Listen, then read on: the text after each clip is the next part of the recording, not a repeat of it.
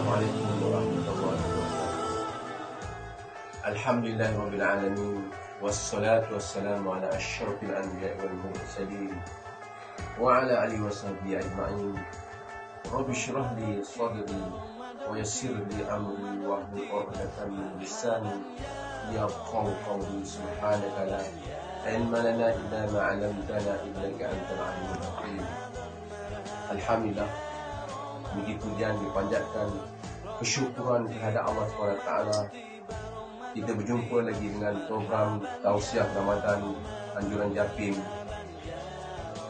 Dan pada hari ini bersamaan dengan 3 Ramadan 1441 Hijrah, bersamaan dengan 26 April 2020, hari ketiga Ramadan. Pada kali ini kami akan mengemukakan rakaman Tausiah Ramadan, amalan utama dalam bulan Ramadan. Program Tausiah ini adalah merupakan amalan yang kami laksanakan di rumah kami bersama-sama dengan anak isteri. Jadi rakaman ini mudah-mudahan bermanfaat untuk warga IPG Kampus Ipoh. Bismillahirrahmanirrahim. Alhamdulillahirabbil alamin wassalatu wassalamu ala asyrafil anbiya'i wal mursalin wa ala alihi washabihi ajma'in, amma ba'du. Pertama sekali marilah kita panjatkan kesyukuran kepada Allah Subhanahu wa taala. Allah Subhanahu wa taala telah sampaikan kita kepada bulan Ramadan pada tahun ini, pada tahun 1441 Hijriah. Bulan Ramadan adalah satu bulan yang Allah SWT telah buka peluang kepada umat Islam untuk melipat gandakan amalan, sama ada amalan wajib ataupun amalan sunat, selain mengharapkan rahmat dan keampunan daripadanya.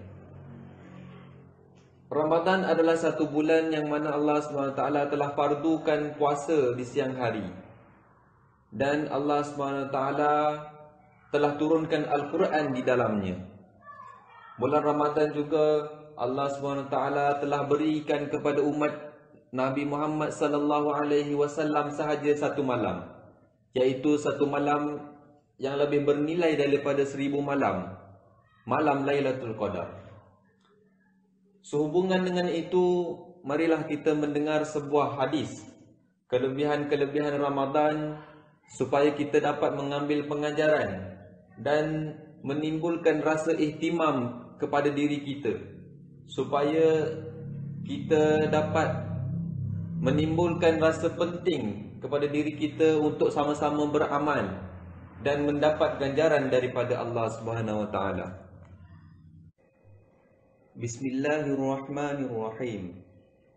An Salman radhiyallahu anhu qala khatabana Rasulullah sallallahu alaihi wasallam fi akhir yawmin min Sya'ban faqala ayyuhan nas qad adhallakum syahrun 'azimun syahrun mubarakun syahrun fihi lailatun khairum min alfi syahrin ja'alallahu siyamahu faridatan wa qiyama laylihi tatawwu'an man taqarraba fihi bi khaslatin minal khair kana kaman adda faridatan fima siwahu wa man adda fihi faridatan kana kaman adda 70 faridatan fima siwahu wa huwa syahrus sabri was sabru thawabuhu al jannatu wa syahrul muwasati wa syahrun yazdadu fi rizqil mu'minin fihi man fattara fihi sha'iman kana maghfiratan li dhunubihi wa itqa raqabatihi minan nar wa kana lahu mislu ajrihi min ghairi an yanqusa min ajrihi syai'un.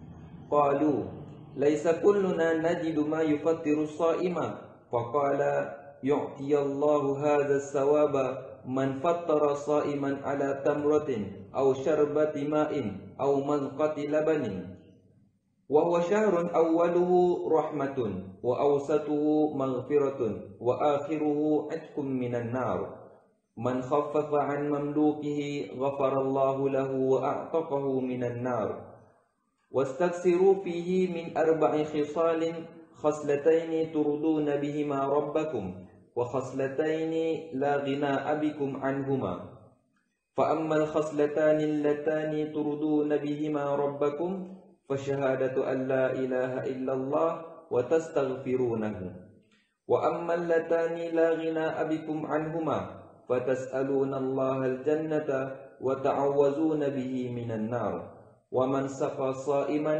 سقاه الله من حوضي شربة لا يزمأ حتى يدخل الجنة رواه ابن خزيمة.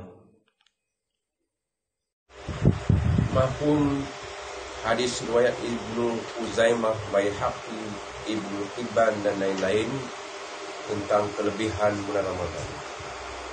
Sayyidina Salman radhiyallahu anhu berkata bahawa Rasulullah sallallahu alaihi wasallam telah bersabda pada kami pada hari terakhir bulan Syaban, wahai manusia, telah datang kepada kamu satu bulan yang agung, lagi diberkati, satu bulan yang pada bulan itu terdapat satu malam, yakni Lailatul Qadar, yang lebih baik daripada 1000 bulan. Satu bulannya Allah SWT telah menjadikan puasa pada siang hari sebagai suatu amalan fardu, dan berdiri pada malam hari, yakni bertarawih, sebagai satu amalan sunat. Sesiapa yang mencuba menghampiri Allah SWT pada bulan itu dengan mana-mana amalan sunat, maka seumpama seorang yang telah menunaikan satu fardu pada bulan-bulan yang lain. Dan siapa yang menunaikan satu fardu pada bulan itu adalah seumpama seorang yang menunaikan 70 fardu pada bulan-bulan lain. Bulan itu adalah bulan kesabaran, dan ganjaran kesabaran adalah syurga. Bulan itu adalah bulan simpati. Bulan yang ditambahkan rezeki kepada orang-orang yang beriman. Sesiapa yang memberi sesuatu kepada seseorang yang berpuasa untuk berbuka, maka pemberiannya itu merupakan pengampunan untuk dosa-dosanya dan kelepasan dirinya daripada neraka. Dan dia mendapat ganjaran puasa yang puasa orang tersebut tanpa mengurangkan sedikit pun daripada ganjarannya.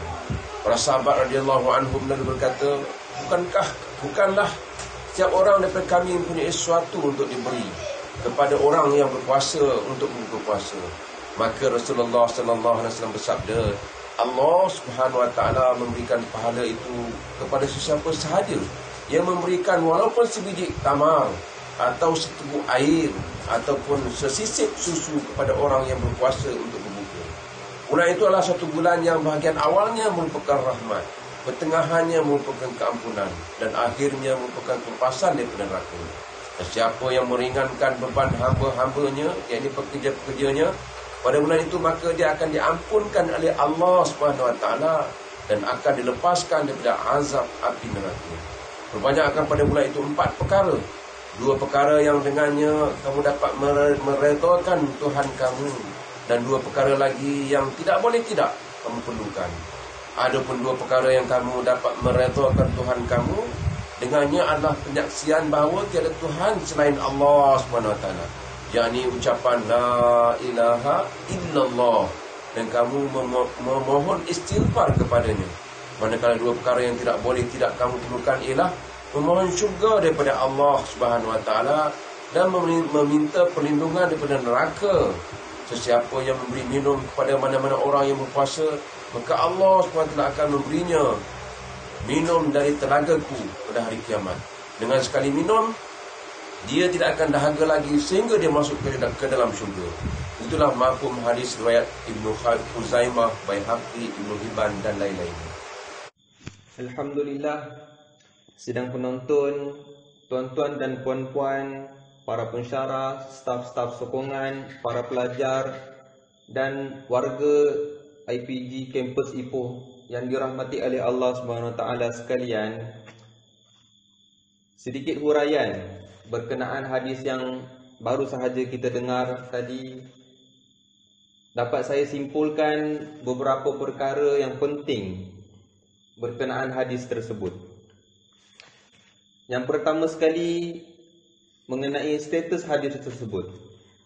Hadis tersebut berstatus dengan status dhaif, iaitu hadis yang tidak cukup syarat hadis sahih. Hadis dhaif adalah hadis yang boleh diamalkan, Kerana apa? Ini kerana hadis dhaif bukanlah hadis yang palsu. Dan hadis dhaif juga bukanlah hadis yang tidak sabit. Hadis dhaif dihukumkan lemah boleh jadi kerana perawinya tidak dikenali ataupun sanadnya terputus, atau juga perawinya tidak mempunyai hafalan yang kuat dan sebagainya.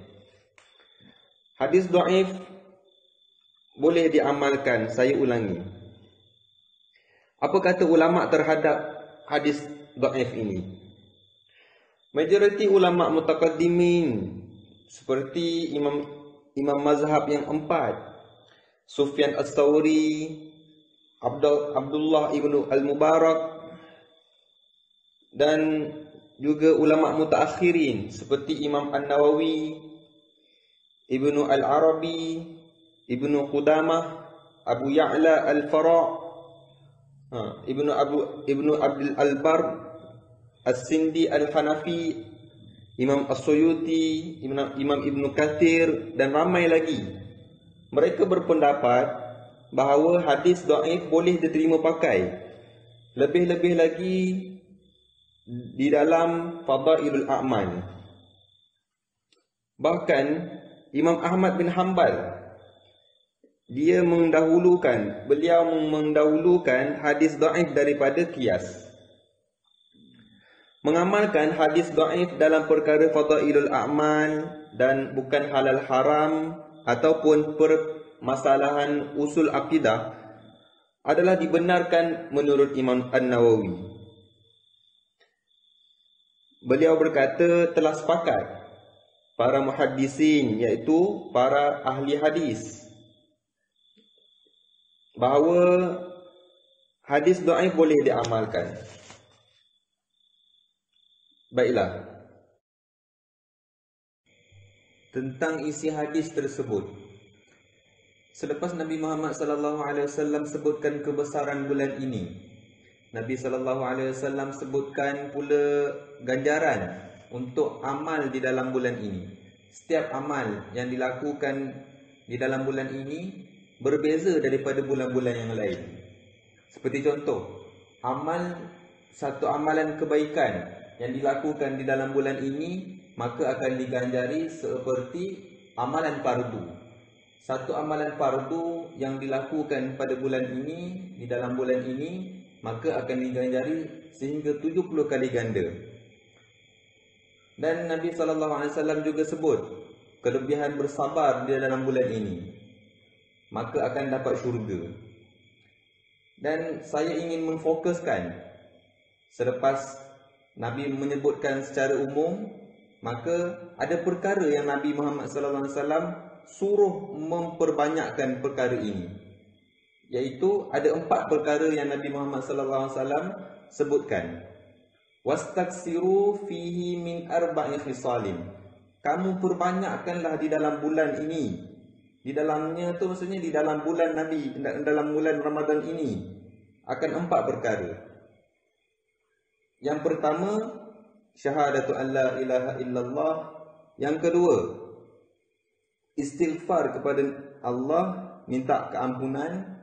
Yang ketiga, minta syurga. Dan yang keempat, minta jauh daripada api neraka, selamat daripada api neraka. Maka yang pertama, iaitu syahadatu an la ilaha illallah. Di sini ada 2 maksud, iaitu sama ada memperbanyakkan zikir la ilaha illallah, seperti mana yang kita seperti mana yang Allah SWT telah sebutkan di dalam Al-Quran, afdhal zikri fa'lam annahu la ilaha illallah.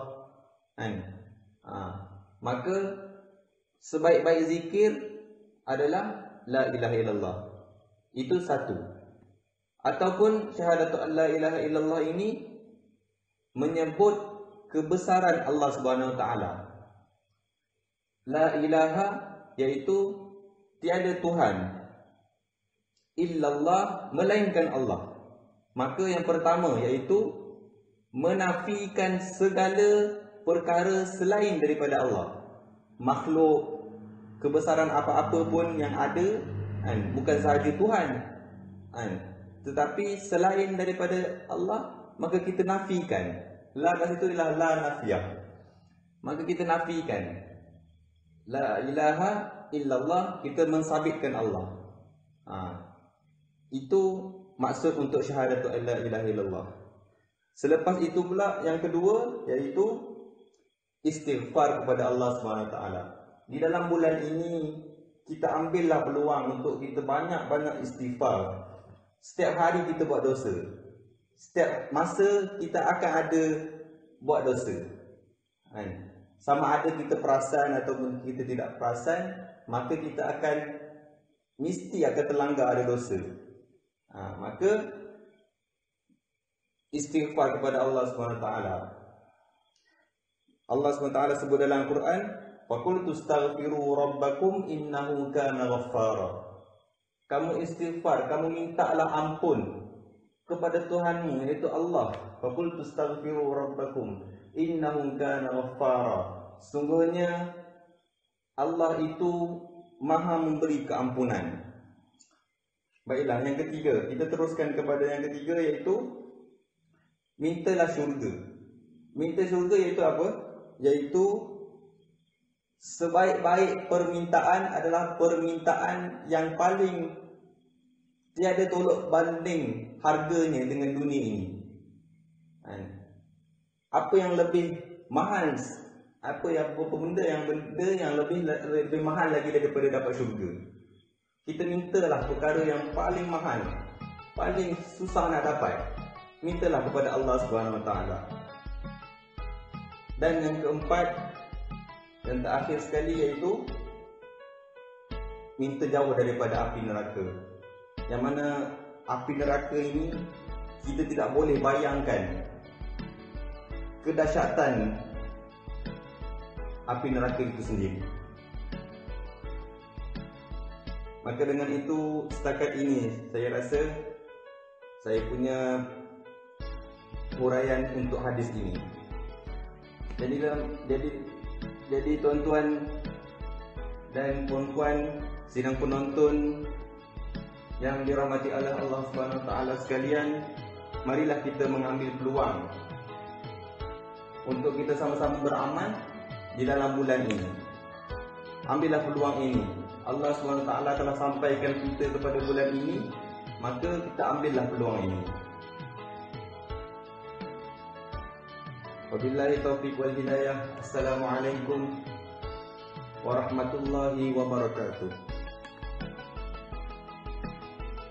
Jadi alhamdulillah tuan-tuan, puan-puan, warga IBG Campus Ipoh yang dimuliakan oleh Allah SWT. Demikian tadi perkongsian kita di dalam program Tausiah Ramadan yang bertajuk Amalan Utama Bulan Ramadan.